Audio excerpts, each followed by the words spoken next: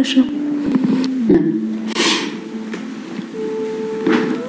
ከኔ ጋር መተኛት አትፈልጊም? ከአባዬ ጋር ተጣልታችሁ ነው እንደማየ? እንደዛ ነገር አባትሽ ሚስጥር አበዛ። ምንም ነገር ለኔ ማወያየት ተው እንጂ ምናልባት ሰልችቸው። አይ እማዬ፣ አንቺ አባዬን መቼም አትሰለችው። ኤቢ፣ አንቺ ብልህ ልጅ ነሽ። የመጀመሪያ ልጅ እንደመሆንሽ ያው ስንጨቃጨቅ ሰምተሽን ታውቂያለሽ እንዴ? አይ እማዬ፣ አታውቁም። እናንተ ጆሮ ጋር እስከሚደርስ ድረስ የሚያጨቃጭቀን ነገር አንድም ቀን ተፈጥሮ አያውቅም። እሺ እማዬ። አረ እናንተ ግን አይደብራችሁም እንዴ? ዛሬም ሳትነግሩን እንዴ? ዳጣን ሪያክሽን ሳናይ በስስት እንደዛ እንደሆነች አይተን ብቻ እናቷን ያገኘችበት አጋጣሚ ሳናይ ምንድን ነው በጉጉት ልትገሉን ነው? ሁሌ አንድ ሳምንት እያላችሁ የምር በቀጣይ ግን ደግሞ መኪናው ተበላሸ ብላችሁ አቁሙ አሉ። እና ደግሞ የሆነ ነገር ይፈጠራል አልነግሪሽም ብላ አሉ ደረጀ። እንዴ ነገራት። አንተም እኮ አንድ ስቃይ ታርፋለህ እንዴ? አንደኛውን ጠቅልለህ የማርታን ብቻ ሀሳብ ታስባለህ፣ የልጅቱን ሀሳብ ወደ ጎን ትተዋለህ። በቃ ያርቅልሃል፣ ይቋጫል ማለት ነው። ሲጀመር እኔ ግን ደረጀ ማለት ነው እንደዚህ ጭንቅ ጥብብ ከሚል ገና ደግሞ በውስጥ የያዝከው ሌላ ስንት ጉድ አለብህ። ለምን ደግሞ አትናገሩ? የዳጣን ተናገርና ግን ደግሞ የዳጣን ንገራት፣ የዳጣ ሀሳብ ይቅርልህ። ከዛ የዳጣ ሀሳብ ከቀረ በኋላ ገና ብዙ የሚያስጨንቅ ነገር አለ። ያው ደግሞ እንደ ሀሳብ ነው የምናገረው ማለት ነው። የማነው ስሙ መጀመሪያ ለናታን ነገረው። ያኛው ወንዱ ልጅ የሰላም ልጅ ለሷ ያንተ ልጅ እንደሆነ ኦልሬዲ ናታን ያውቃል። ከዛ ቀጥሎ ደግሞ ለአቢጌል ነገራት። አብሮ የተማክሮ የፈሰፈሰ አይሸትም እንደሚባለው። ምክንያቱም አቢጌል አሁን ሁሉንም ነገር አንደርስታንድ እያደረገችልኝ ነው። ምክንያቱም ከስር መሰረቱ ጀምራ ብታስረዳት ምንም ልትል አትችልም። ከዳጣ ችግር አይበልጥም ሁሉም አድጋ ከመጣችው እና ነገሮች እየዋሉ እያደሩ ሲሄዱ ሌላ ነገር እየፈጠሩ ነው የሚሄደው። አንዱ ነገር አንድ ሌላ እያዘለ ነው የሚሄደው። ምክንያቱም አሁን ዳጣ በልጅነት ከመጥበ ስለ ዳጣና ወንድም ስለጣለብህ ነው ሌላ ጣጣ ይዞብህ መጣው። ይችኛቱ ልጅ ወንዱ ልጅ እንዲወለድ የተደረገው። ስለዚህ ተናገር ደረጀ፣ ብትናገር ነው የሚሻለው። አሁን ደግሞ እንግዲህ ወይ ሰላም ወንድምሽ ነው ብላ ልትነግራት ትችላለች። ለማነው ስሟ ለዳጣ ማለት የእናት የአባቷ ልጅ እንደሆነ ልትናገር ትችላለች። እንግዲህ ምንም ማድረግ አይቻልም። እንዴ ተፈጠረ ተፈጥሯል፣ ባይፈጠር ነበረ። ምክንያቱም ከነ ምናምኑ ዝርዝር አድርገህ መናገር አለብህ ደረጀ ባይነኝ እኔ ማለት ነው። ቢናገርም ብትና አሁን እንደገና እናት ባለቤት ከምትጨነቀው ጭንቀት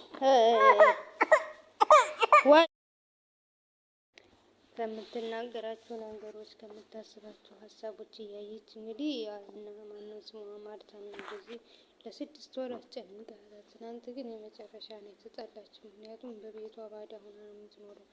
ማለት እያወቀች እንዳላወቀች የሆነ ነገር እንደተፈጠረ ታውቃለች። ነገር ለይታ ምን እንደሆነ አታውቅም እንጂ ስለዚህ መናገር አለብህ። የባስ እየጎዳሃት ያለው ባለመናገር እንደሆነ ወቅ ደግሞም ያው ቢነግራትም የሚፈጠረው ነገር ከባድ ሆኖ ይሆናል ብሎ ስላሰበ ነው። ልጅቱና አባትየው ያው ብቻ ያም በቤትሽ ውስጥ የሆነ ነገር ተፈጥሮ አለማወቅ በጣም ነው የሚያስጠላ፣ በጣም የሚከብድም። ደግሞ ያን ነገር እንዳይደብቅ ምንም እንዳልተፈጠረ አድርጎ እንዳይደብቅ አቃተው ደረጀ። ስሜቱም መደበቅ አቃተው እና እንግዲህ ሁለታቸውም እየተላቀሱ ነበር። አቃተኝ፣ ተሸነፍኩ ምናምን እያላት ነበረ። ምክንያቱም የዳጣ አልከበደውም። አሁን የወንዱ ልጅ ነው። እሺ አሁን ወንዱ ልጅ ማንም አያውቅም። ትንሽ ናታን ነው እንጂ ጠረጠሩ። በየት በኩል ብሎ ነው የሚያስረዳቸው፣ በየት በኩል ብሎ ነው የሚናገራቸው። አንዱን የዚችን አየዋት አለ ተሳሳተ፣ ባያት በሰከረበት ያችን እንግዲህ ተሳሳተ። በዛኛው ደግሞ እንግዲህ አሳስተው ነው ትዬነኝ ምናምን ብላ አሳስተው ነው። ያንን ማመን አይችሉም ማለት እንዴት ያምኑታል? እንዴት ያምኑኛል? ብቻ ከባድ ነገር ነው። እሱም ቢያምኑትም ባያምኑትም እሱ ኬር አይሰጠውም። ግን ደግሞ እሱም ጥፋቱ እንደሆነ ነው የሚሰማው። ግን ደግሞ እንዴት አድርጎ ያስረዳት? እንዴት አድርጎ ይናገር? እንግዲህ 1 ሚሊዮን ብር ሰጡ። እንግዲህ የሌላ ሰው ልጅ ለሌላ ሰው ልጅ ለሚዋት ማለት ነው። እና ማርታ ደግሞ ይህን ነገር ስታውቅ በስመ አብ በጣም ነው የሚሆነው። እኔ ጸጥ የምትል ነው የሚመስለኝ ማርታ።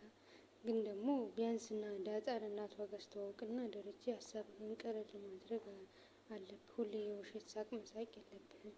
ማቃለል ነው ያለብህ የምር። እና አቤጌል ደግሞ በጣም ጥሩ ልጅ ሆነሻል። እኛ ደግሞ ወረቀት ልትሰጫት ነው ብለን ነበረ፣ ግን አሪፍ ስጦታ ሰጥተሻታል። ጎበዝ።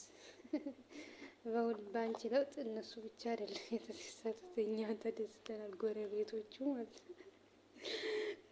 እኔ ብቻ ደስ ይላል። እና እንግዲህ ከሰላምም የተላከለ ብቻ ከእያንዳንዱ ድርጊት አንጻር እኮ ማርታ ትነቃለች። ግን ደግሞ መጥፎ ሀሳቦችን ወደ ውስጧ ላለማስገባት እየሞከረች ነው። ሲመጡብኝ በራቸውን እየዘጋው ነው ማባረራቸው ትላለች። ምክንያቱም አስቢ፣ ለዳጣ ስጦታ ብላ ገና ከኋላ አሁን ነው የመጣችው። ለዳጣ ስጦታ ብላ ሰላም አሻንጉሊትና እንትን ሰጠቻት። አሻንጉሊትና ቀለበትም አለው ስትባል ማርታ የሆነ ነገር ጠረጠረች። ግን ደግሞ ምንም ማድረግ አይቻልም። ብቻ ከባድ ናቸው ሲጀመር ማለት ነው። ዳጣ የደረጀ ልጅ እንደሆነች ለማወቅ ውሃና እሱን ማመሳሰል ብቻ በቂ ነው። ሌላው ይከብዳል። አሁን ደግሞ እሺ አብዬልን እንዴት ወደድኳት፣ እንዴት እንደዚህ ልትቆረቆሪላት ቻልሽ ምናምን ተብላ ብትጠየቅ ምንም ምላሽ የላት እንጂ እህቷ ስለሆነች ነው። ሌላ ምንም አትልም። ግን ደግሞ ያን ነገር መናገር አፈልግም። ብቻ ከባድ ውስጥ ነው ያሉት። አሁን ማርታም ክላስ ለመጀመሪያ ጊዜ ከክፍሏ ስትወጣ በዛው በመካከላቸው ባልና ሚስት ተለያይተው ማደር ከጀመሩ በመሀላቸው እንግዲህ ክፍተት ይፈጠራል። በሉ ነው የሚላቸው። እንግዲህ ብቻ ብዙ ነገር የሚፈጠር ይመስለኛል። ምክንያቱም አንደኛ አብዬል እንግዲህ ለእናቴ እንዳልነግራት እናታችን እናጣታለን ጸጥ ነው የምትልብኝ አላት። አሁን እሱን ፈርቼ እኮ ነው አብዬል አላት። ግን ደግሞ ምንም ማድረግ አይቻልም። ከዚህ ውጭ አማራጭ የላቸውም። አማራጭ ስለሌላቸው ማለት ቢነገራት አሪፍ ነበር። ግን ደግሞ ራሷን ትስታለች። ምክንያቱም ደረጃ እንደዚህ አይነት ሰው ነው ብላ ስለማታስበው ማለት ያሰበችው ነገር የመጡባት ሀሳቦች እውነት ሆነው ስታገኛቸው በጣም ነው የሚከብዳት። እና ብቻ ያስጠላል። በማርታ ላይ እየተካሄደ ያለው ነገር ለእሷ የሚገባት አይደለም። ግን ደግሞ እነሱን ፈልገውት አይደለም እንደዚህ የሚያደርጉት። ሁሉ ሰው አውቆ እሷና ውሃ ብቻ ናቸው የማያውቁት። ከባድ ነው። ማድረግ አይቻልም። እትዬ ማርታ እናዝናለን፣ አይዞሽ። ለትዳር የምትከፍይው መስዋዕትና ቃል።